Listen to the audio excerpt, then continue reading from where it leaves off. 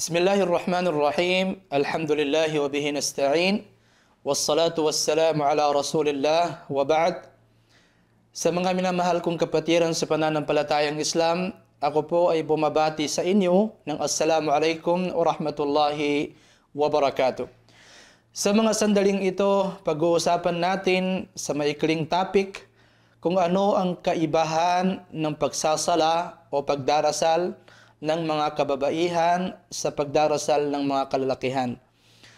Kung ang mga kalalakihan ay inubliga na magdasal ng sama-sama o jamaah doon sa mga masjid, ang mga kababaihan ay hindi po inubliga sa kanila ang magdasal o di kaya ay magsala doon sa mga masjid.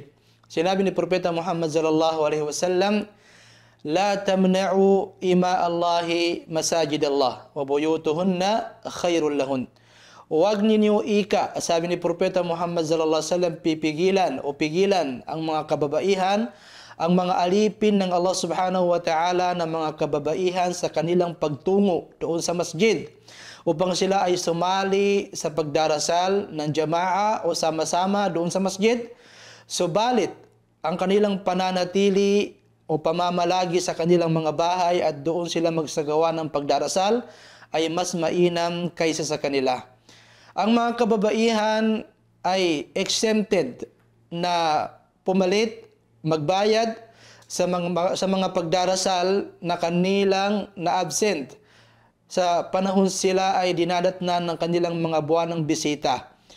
At kung ang mga kalalakihan ay nagdarasal na walang takip ang kanilang mga noo, ang kanilang mga buhok, ang mga kababaihan ay inobliga na kung sila ay magdarasal, kung sila ay magsagawa ng pagdarasal, ay tatakpan ng kanilang mga buhok, ang kanilang mga noo.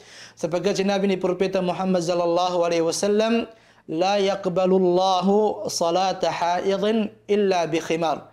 Hindi tatanggapin ng Allah subhanahu wa ta'ala ang pagdarasal ng isang babaeng naobliga ng pagdarasal o isang babae na nasa tamang gulang upang siya ay mapag-utusan sa pagdarasal. Hindi tatanggapin ng Allah subhanahu wa ta'ala ang kanyang pagdarasal maliban lamang na kanyang tatakpan ang kanyang noo at ang kanyang ulo. At kung ang mga kalalakihan sila ay nagdarasal na nagtatawag o tumatawag ng adan at saka iqama, ang mga kababaihan, hindi ho sila inobliga na gumawa ng mga ganitong gawain kagaya ng mga kalalakihan. Wa hadha wallahu wa rasuluhu a'lam wa sallallahu wasallam ala nabiyyina Muhammad. Wassalamu alaikum wa rahmatullahi wa barakatuh.